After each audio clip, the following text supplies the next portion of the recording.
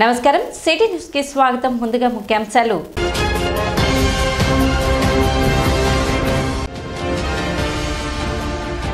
భారతదేశ అభివృద్ధికి ప్రధానిగా డాక్టర్ మన్మోహన్ సింగ్ సేవలు చిరస్మరణీయం. పట్టణ కాంగ్రెస్ పార్టీ నేతలు.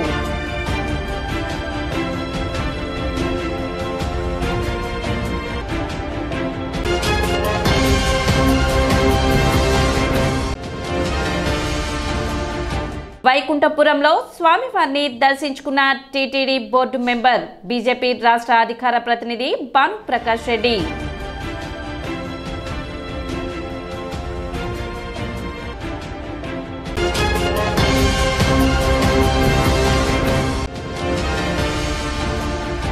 తెలంగాణకు గుడ్ బై, విశాఖకు టాలీవుడ్ షిఫ్ట్. ఇకపై ఆంధ్రలో సినిమా షూటింగ్లు. మా ఏపీ వ్యవస్థాపక అధ్యక్షులు దిలీప్ రాజా వెల్లడి.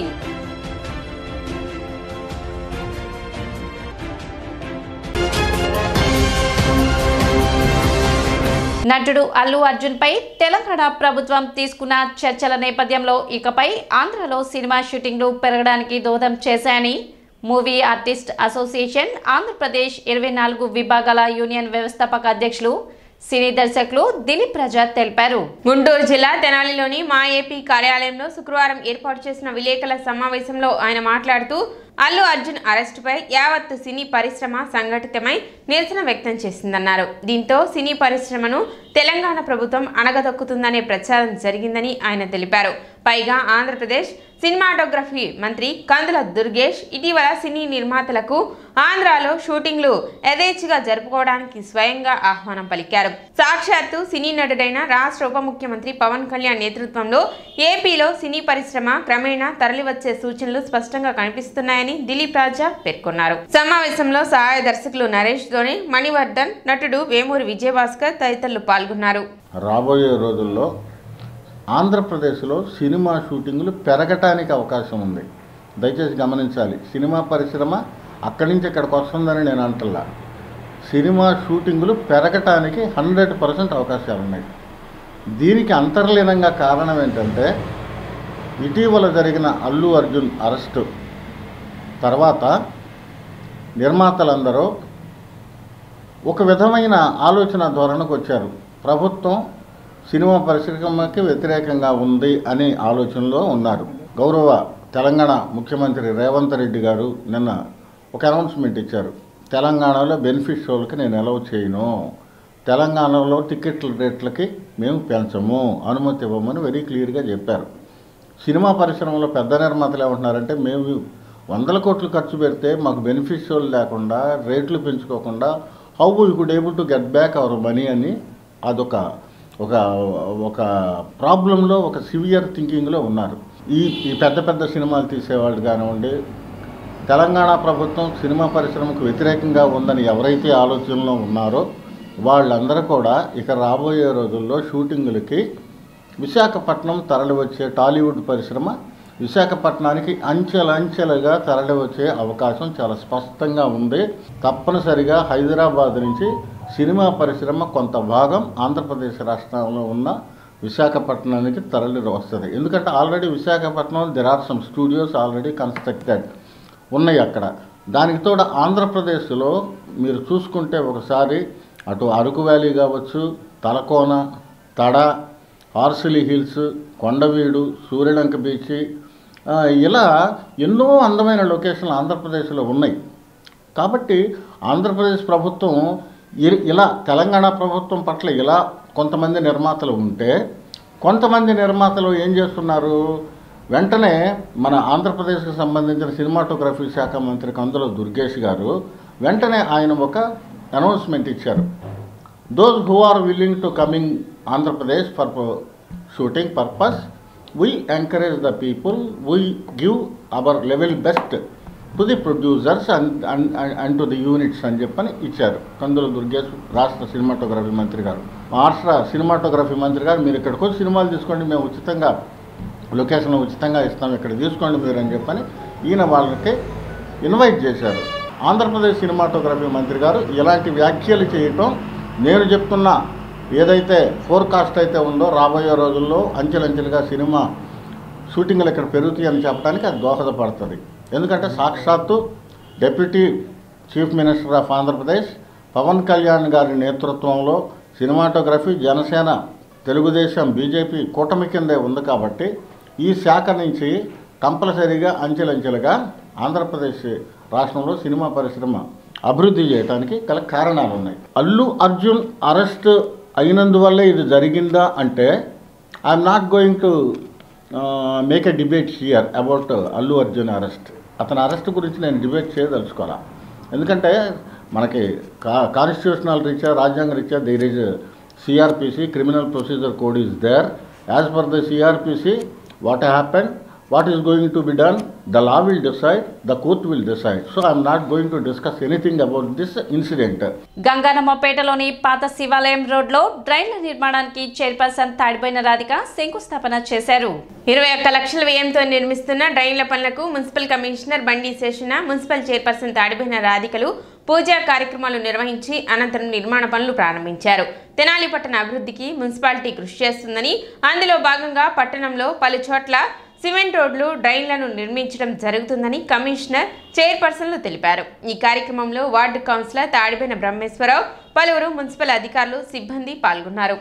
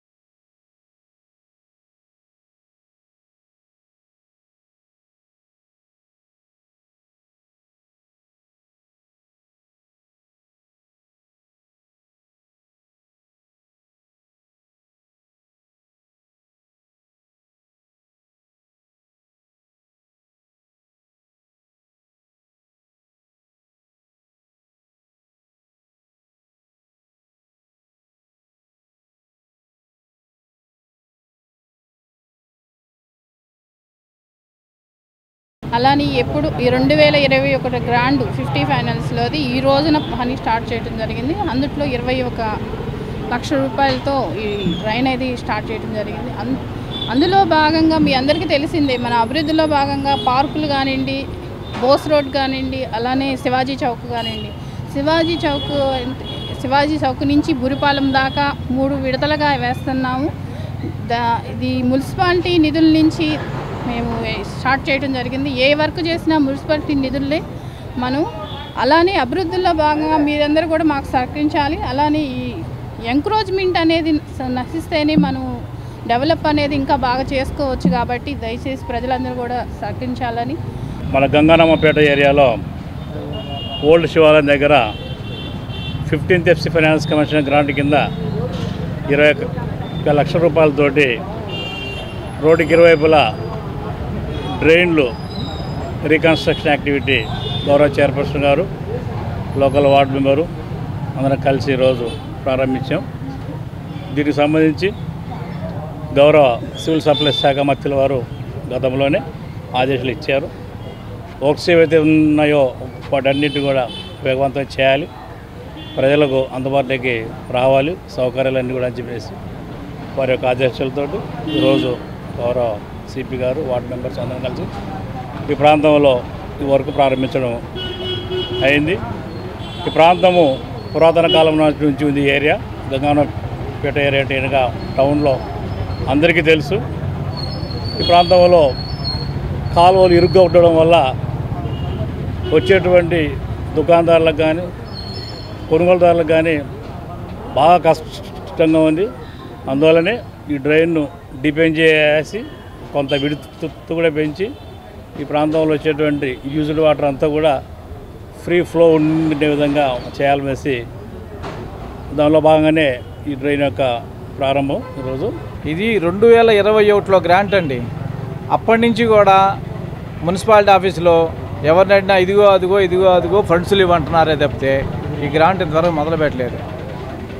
మా రాధికా మేడం గారు వచ్చిన తర్వాత చెప్తే నేను మొదలు పెడతాను, చేపిస్తానని చెప్పారు. అది రాధికా మేడం గారు ఇప్పుడు మొదలుపెట్టించారు. ఏరియా అంతా కమర్షియల్ ఏరియా.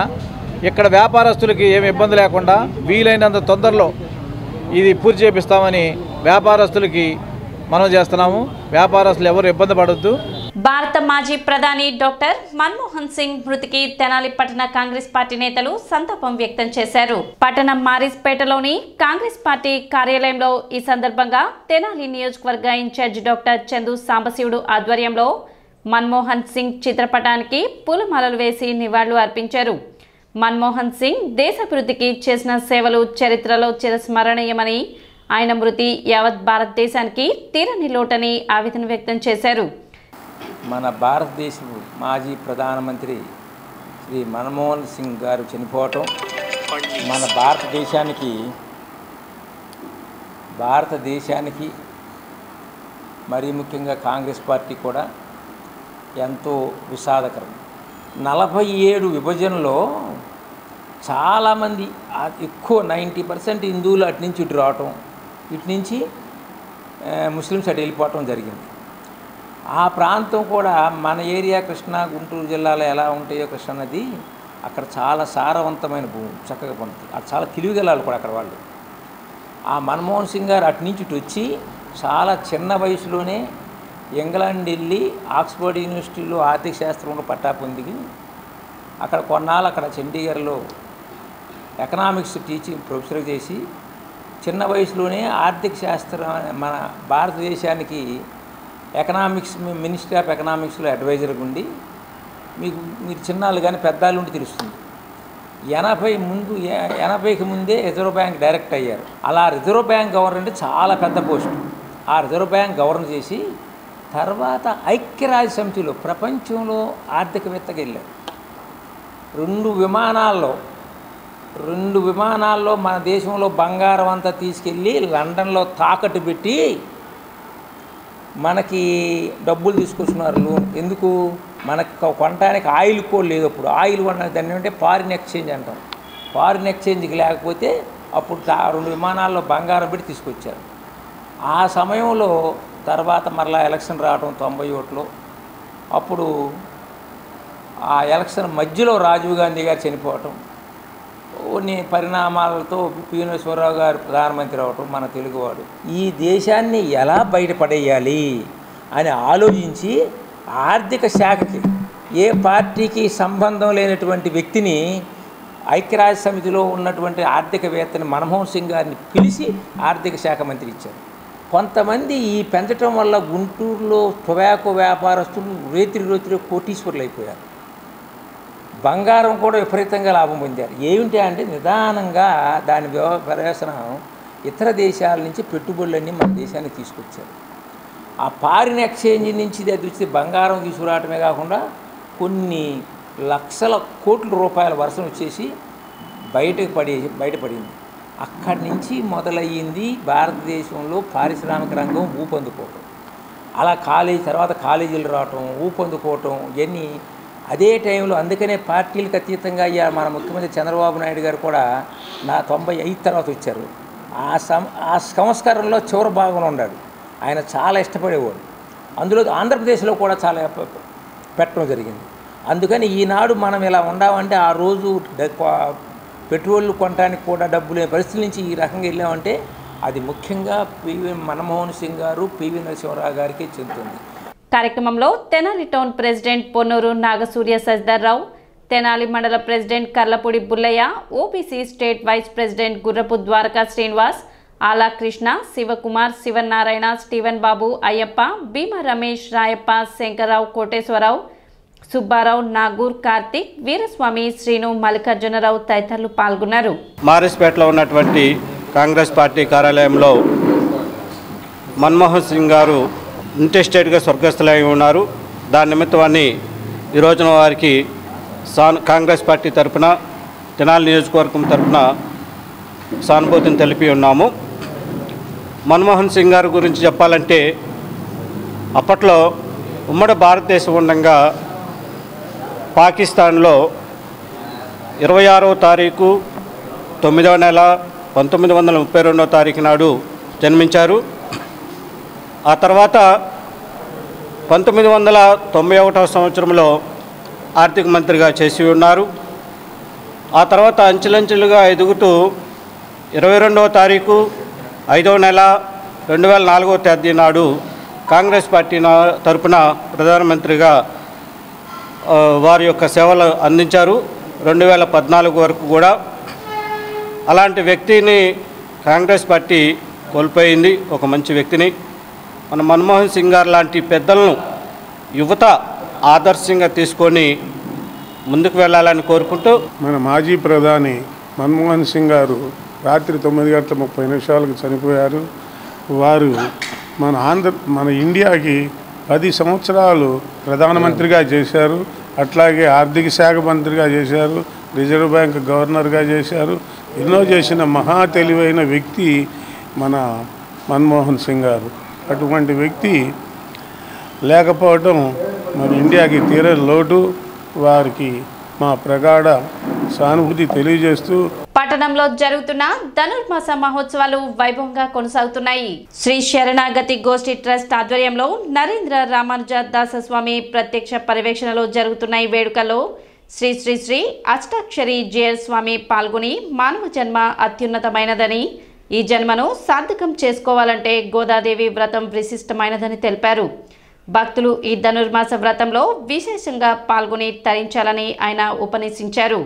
ఈ సందర్భంగా మహిళా భక్తులు లక్ష్మీనారాయణ కుంకుమ పూజ నిర్వహించారు. వందే విష్ణు భవభయహరం ఆవాహయామి సుస్వాగతం సమర్పయామి. చక్కగా నీటిని 3 సార్లుగా భావిస్తూ ఒక వస్త్రాన్ని సమర్పించాలి, పెట్టండి. లేకపోతే పసుపులు కుంకుమ అక్కడ సమర్పయామి. సర్వే నారాయణాయ నమః బొట్టు పెడుతున్నట్లుగా భావిస్తూ అక్కడ గీతం సమర్పయామి. సమస్త పరివారాయ శ్రీమతే లక్ష్మీనారాయణాభ్యో నమః. సర్వాభరణ శ్రీమతే నారాయణాయ నమః. నిలయాచ్యుత గోవింద పుండరీకాక్ష. శ్రీరంగనాథుడితోటి ఒకరోజు ప్రత్యక్షంగా, స్వామి నువ్వు చాలా తప్పు చేశావా అన్నట్ల దేవుణ్ణి. నేనేం తప్పు చేశాను స్వామి? మనిషికి కేవలం 100 ఏళ్లే కదా అని ఇచ్చావు. ఏ 400 ఏళ్ళు 500 ఏళ్ళు ఇస్తే మనిషి బాగుపడేవాడు. ఓ అలానా? ఏమిటిటా 100 ఏళ్ళు చాలేదా అన్నాడు పరమాత్మ. అంటే వేదల్లో పిరాయల్లో మరి పుహవరేను. ఓ స్వామి, నీవు ఇచ్చినటువంటి నూళ్ళు అంటే శాస్త్రం, చాలా పెద్ద శాస్త్రం ఇచ్చావు. ఒక వేదం చదవాలంటే 12 ఏళ్ళు కావాలి. 4 వేదాలంటే 48 ఏళ్ళు కావాలి. 48 ఏళ్ళు దాకా పెళ్లి చేసుకోవద్దా? మరి ఎప్పుడైనా నాకు సంతానం కలిగేది? ఎప్పుడైనా నా యొక్క వంశం నిలబడేది? అయినా ఎప్పుడు వేదం చదువుతుంటే ఎప్పుడు నిద్రపోవాలి నేను? ఎప్పుడు లౌకికమైనటువంటి భోగాలు అనుభవించాలి? కనుక టైం లేదు. మనకున్న 100 ఏళ్లలో 25 ఏళ్ళు నిద్రపోతాం, ఒక 25 ఏళ్ళు భోగాల్లో మునిగిపోతాం కదా. 50 ఏళ్ళు అయిపోయాయి, ఇంకా 50 ఏళ్ళు సంసారంలో 25 ఏళ్ళు ఉండిపోతాం. ఆ పిల్ల పెళ్ళి, ఈ పిల్లగాడి పెళ్ళి, వాడి చదువు, వీడి ఉద్యోగం, వీడి పురుడు, వాడి ఇవన్నీ కావాలి కదా. ఇప్పుడు ఒక చిన్న విరామం.